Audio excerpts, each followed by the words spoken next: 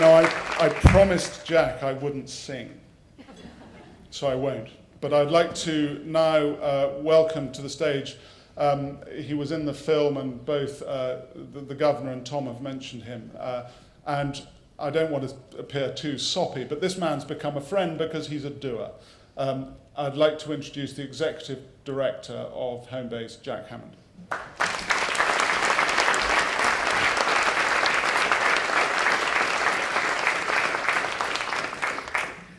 Good evening, everyone. And anytime I can get an Englishman that emotional is really something. I've just got a quick housekeeping thing that the staff just asked me to remind. If you haven't registered for dinner, you might consider doing that when you leave here so you know where your table is. There's a few folks that haven't done that. We just don't want you wandering off. I want to thank Tom for his inspiration and leadership in developing Homebase 10 years ago. This is our 10th anniversary. The Red Sox for their commitment. Peter for the incredible resources that Massachusetts General Hospital brings to bear on this problem. We've had an opportunity, and there's very few times in life where you're presented with an opportunity where you can make a significant change for the better, and you can improve the quality of life for thousands and maybe more. And Homebase has that opportunity, and you all set the conditions for that with your support and the continued support of you all here today. I want to thank Bank of America, Major League Baseball, Delta Virgin, and Vineyard Vines for your support this evening and making it possible. Sponsors are always, we always name them, but many of the sponsors involved with this have been true sponsors and supported this program since the early days. Now, as we get further and further and develop this program to higher levels, so thank you all.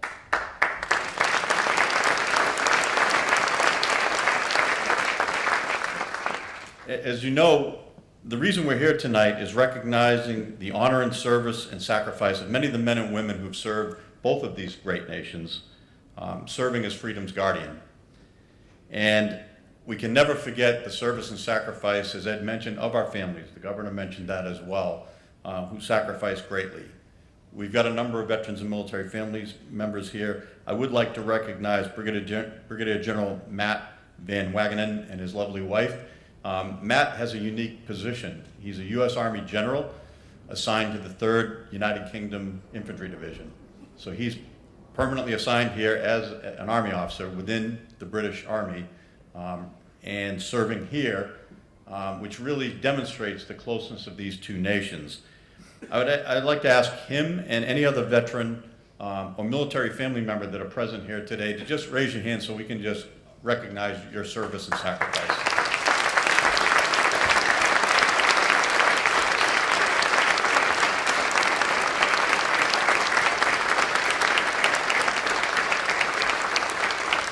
We also have several family members with us whose soldier died in the service of their nation.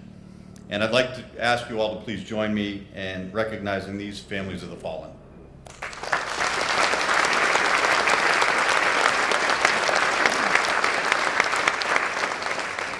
So this week marks Armed Forces Week in the United Kingdom, and it's also Post-Traumatic Stress Day today. So we've got an interesting convergence of things that all come together. Dates like Armed Services Day gives the country an opportunity to take pause and recognize the service of those members. And then other things do, like the fact that yesterday we lost 2 Green Berets in a terrible, terrible firefight in Afghanistan. And that just reminds you that we are still a nation at war. Almost 2 decades into this, we still have men and women in harm's way every single day of the week. Families standing and sitting on the edge of their beds listening to the radio to see what's going on or watching the news for that latest announcement on what just happened in some terrible part of fighting somewhere in the world. Each day, somewhere in the world, there is a soldier who wakes up in a hot, dusty place, far from home. They'll dress for work by putting on roughly 50 pounds of body armor and kit, roughly 25 kilos, and then they'll either mount an armored vehicle or go out on a foot patrol. They'll be called upon to protect the oppressed, help reconstruct a country, engage in terrible fighting, witness terrible atrocities, watch their friends potentially die, and this will go on for 6 to 12 months. And then they'll jump on a plane and return home and act as if nothing ever happened. And then a year later, they'll be called upon to do that again, and then again, and this cycle has continued for 2 decades. Amongst our conventional forces, many of those young men and women now have 3 to 5 combat tours, which before this series of wars was unthinkable.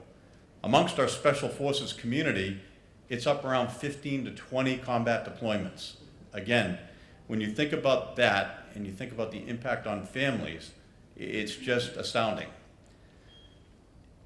3 million U.S. service members have deployed to Iraq and Afghanistan since 2001. Thousands have died in combat and non-combat related injuries. 1 in 3 will return from these conflicts with some type of unseen wound, whether it's post-traumatic stress, increased anxiety and stress, depression, substance abuse. Nearly 1 million military children will have had a parent deploy, and we have no idea what the long-term effects of those multiple deployments will have on these families. Each day now, and for a number of years now, we lose 20 veterans to suicide, and we've lost 100,000 since 9/11. And for each one of these men and women that have died by suicide or any other means, they leave behind a family, which, again, we have no way of comprehending the damage that's been done, and nobody's ever looked at that before, but we're starting to, and that's a step forward. So we gather here tonight for a wonderful evening, in great anticipation that the Red Sox will win on Saturday. And we have great partners here in the UK with our friend Ed and the Walking of the Wounded team. Home base, Walking with the Wounded, and all our partners, and many of them are here tonight, from Wounded Warrior Project, UCLA, Emory, Rush, a number of our good friends, our partners at Fisher House, who fund the rooms that the patients stay at when they come here. Home base is based on a number of strategic partnerships, and that's why we're successful. We identify the best in class in whatever it is, we seek them out, we try to partner with them, and then we try and build on what we have, and as the governor pointed out, we replicate, and then we expand and we replicate, and we find the best and brightest in different parts of the country and then try and build on that. And we've had a number of great successes with that. Home base now operates the first and largest private sector clinic, I always say in the country, but I say in the world, because I don't know there's ever been a private sector endeavor focused on healing service members before. So unless somebody corrects me, I'm going to say the first and best in the world. We've taken care of over 20,000 men and women and their families over the past decade through all our different services, all at no cost to them. And that's through the philanthropy of amazing people like you all, support from the governor in the state of Massachusetts, a little bit from the federal government, which is lagging woefully behind, and we're going to fix that. But through all these different programs and the deep resources that Massachusetts General Hospital is able to provide us, we've been able to develop innovative new models of care and treatment programs. We've been able to devise, in partnership with our friends in the Warrior Care Network, a 14-day program that compresses almost 18 months of clinical care into 2 weeks, with a 95% completion rate and a huge, huge reduction in symptoms, where people come in at a non-functioning level, 60% of them suicidal, and at the outcome 14 days later at a functional level. There's all sorts of science numbers behind it, and we've been collecting data for 4 years, but for me, non-functional to functional in 14 days, that's an investment. In the United States, we spend $50,000 to incarcerate a person for a year. To send somebody to this program and save their life costs $25,000. Best investment we could ever make all day long. I've been told by the chief of psychiatry here at Mass General, Dr. Jerry Rosenbaum, 5 years ago, that when it comes to mental health and brain injury, we're currently operating at an AM radio level of medicine. Mass General had the best AM radio in the country. But we have to do better. And so I believe at home base, through the innovation we've been able to achieve, we brought ourselves to FM. That's a big jump. Our goal with our strategic partners moving forward is to become digital. And as the governor mentioned, there's much that can be replicated. It's not splitting an atom. It's using good science. It's using tried and proven treatments, packaging them in a better way, making it far more efficient, and then delivering a better outcome, which is what we've done. Our goal here in London was to build this strategic partnership even further, to give the global reach that we need, to come together with our UK partners who are doing some wonderful things that we're not doing well, and we're trying to find the balance on how we can achieve that, and then recognize what the best practices now are on 2 continents. On Tuesday, we received an invitation by Minister Ed Miliband to join him at Parliament and speak to a multi-party collection of MPs in Parliament and describe what we do. And we were able to engage some of our clinicians as well, and it became a very rousing discussion, a lot of interest.